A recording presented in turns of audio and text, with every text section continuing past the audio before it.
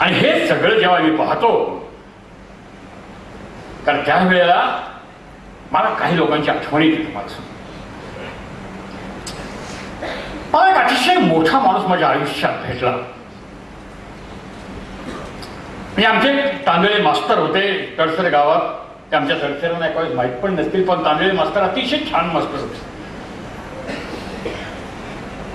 आणि जे तांदळे मास्तरने सांगितलं तेच ह्या मोठ्या माणसाने पण सांगितलं आणि प्रत्यक्षात करून बघितलं, दाखवलं. आणि त्या मोठ्या माणसाचं नाव होतं जे.आर.डी. टाटा. आपल्याला तुम्हाला सांगतो, जे.आर.डी. टाटांची माझी ओळख नानी पालखीवालांनी करून दिली.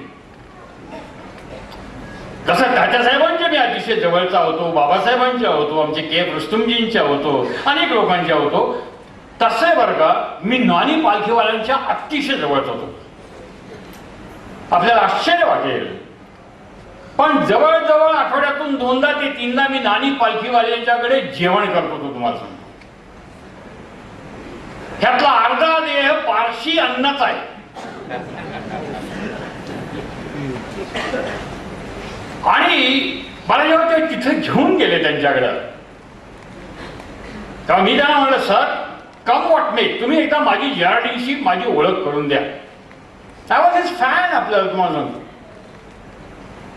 आणि ते मला जे.आर.डी.च्या रूम मध्ये घेऊन गेले. ती रूम तशीच्या तशी आता पुण्यामध्ये ठेवली. आणि घेऊन गेल्यानंतर मी जेव्हा त्यांना पाहिलं, व्हॉट अ हँडसम मॅन. आपल्याला तुम्हाला सांगतो, त्याची आई फ्रेंच होती, वडील पारशी, अतिशय धारदार नाक, भव्य कपाळ, असे निळे डोळे, त्याच्यानंतर एक प्रकारची जरब. तुम्हाला सांगतो, आवाज काही फार असा मोठा कडक नव्हता, पण एक जरबच त्याच्यामध्ये होती. असं वाटायचं की एखादा ग्रीक स्टॅच्यू तुमच्या पुढे उभा आहे. आणि मी त्यांना सहज त्याची ओळख झाली, कारण पहिल्यांदा I was in the awe of him. मला त्यांचं टेन्शन काढायचं तुम्हाला, कारण एवढ्या मोठ्या माणसापुढे बोलत असताना खरं म्हणजे मला पीएमचं टेन्शन आलं नाही, सीएमचं टेन्शन आलं नाही, कुणाचं टेन्शन आलं नाही. तुम्हाला सांगतो, त्या गँगस्टरशी लढताना त्यांचं सुद्धा टेन्शन नाही, पण जे.आर.डी.चं टेन्शन यायचं होतं. पण हळूहळू त्यांनी मला एकदा 2दा, आम्ही 2-3दा जेवलो एकत्र. त्यांच्या वागण्याची मला स्टाईल कळली. तसे आम्ही पोलीसवाले दिसतो बुद्धू, पण असतो हुशार. आणि मी ते ओळखलं की ह्याला काय आवडतं काय आवडत नाही हे सगळं बरोबर मी ते जाणून घेतलं. आणि एक दिवस मी त्यांना विचारलं, sir what is the secret of your success. तर त्यांनी इकडे तिकडे पाहिलं माझ्याकडे. त्यावेळेला काय हा प्रश्न विचारतोय इनामदार. मी या दणक्यानं असं विचारलं की सिनेमात तारखेला विचारतात तिच्या सुंदर कांतीचे रहस्य काय ग. आणि मग एकदा ती कॅमेऱ्यात बघते, एकदा इकडे बघते, एकदा तिकडे बघते. मग त्याच्या मागचे 1-2 कोटी रुपये असतात. मग त्या पैशाकडे बघते आणि मग ती हळूच कॅमेऱ्यात बघून सांगते की माझ्या कांतीचं रहस्य म्हणजे लक्स टॉयलेट साबण. त्याला आम्ही जन्मभर वापरतोय. आमची कधीही कॉम्प्लेक्शन अशी झाली नाही. तुम्ही वापरून बघा, तुमची सुधारणा. यावेळेस करायला काय हरकत आहे. अजून येऊ म्हणा तुम्ही, काय हरकत काय, करायला काय हरकत आहे. पण त्यांची जर कॉम्प्लेक्शन एवढी चांगली होती, आपली काही एवढी वाईट नाही हो. असं काय करत ते, काय करायला काय हरकत आहे काय.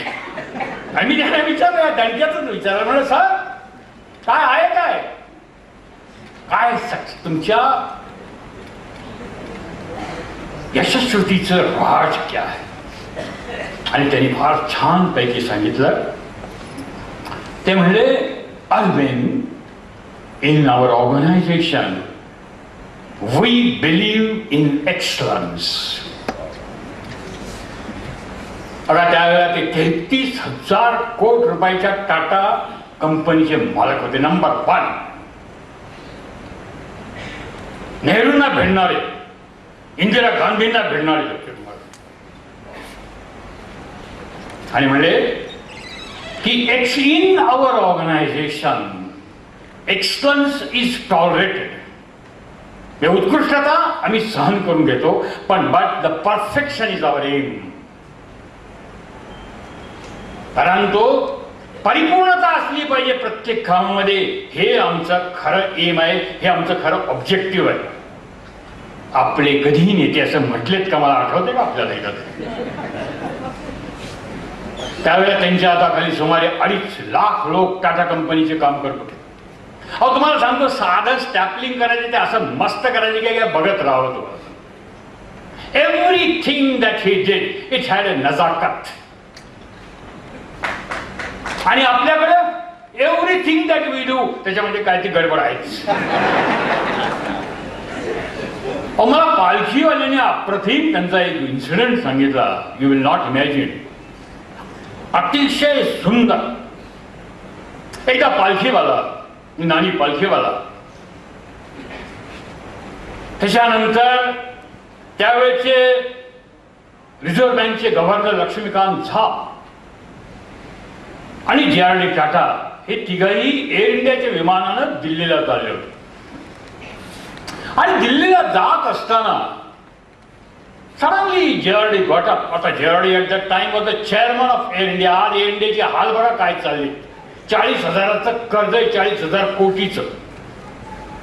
National courier. त्यावेळेला मला वाटतं एअर इंडियाकडे काहीतरी 18 ते 20च विमानं होती, पण जगातली one of the 5 best passenger service असं त्याचं नाव.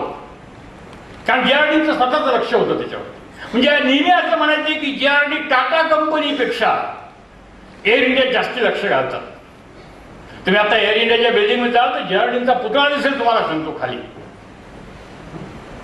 आणि म्हणजे येस म्हणजे नानी, I will just be back in a second.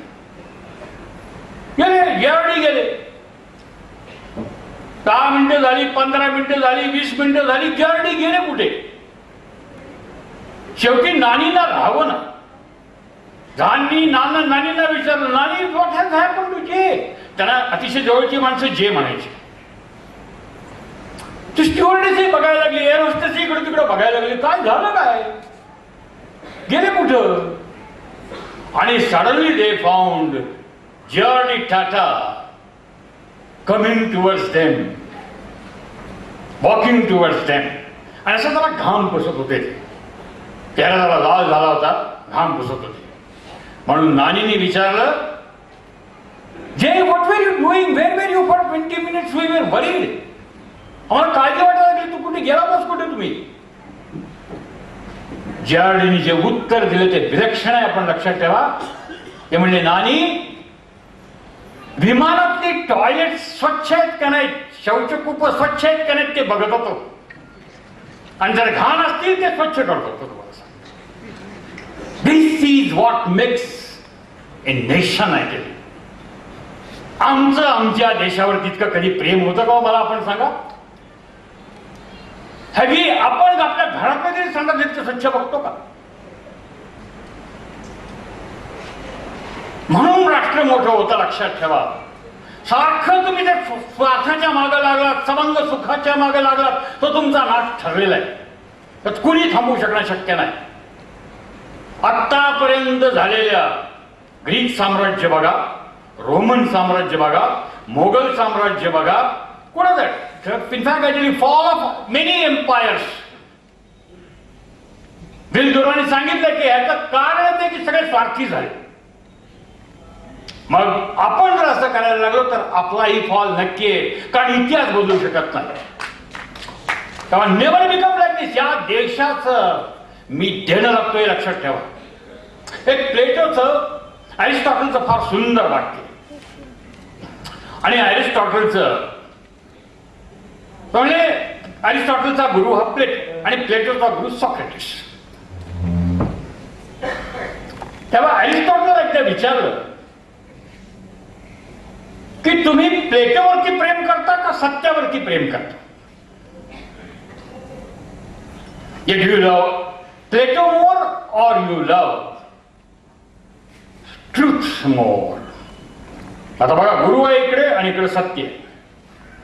लहानशी अरिस्टॉटलनं उत्तर दिलं, I love Plato but I love more the truth.